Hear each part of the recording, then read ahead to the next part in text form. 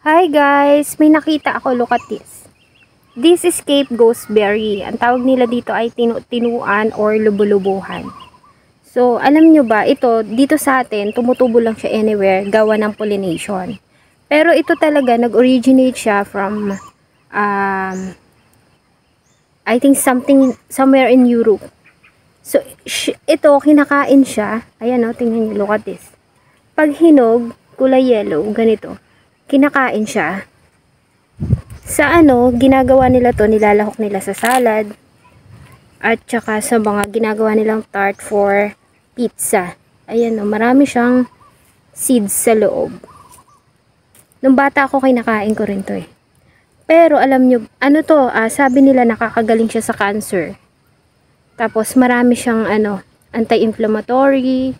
So meron siyang magnesium, calcium, tsaka zinc. Pero delikado siya yung stem niya.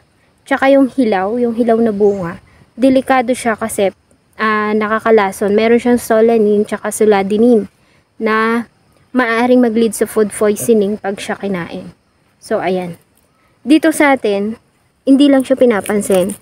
Pero sa Amerika, ang halaga niya is parang nagre-range siya ng $28 yung 3 ounce sa Amazon. So, sa pera natin, 1.5. Ang mahal, no? Titikman ko yung hinog.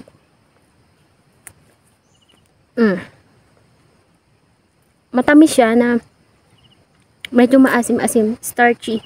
Pero nung bata ako, kinakain ko to.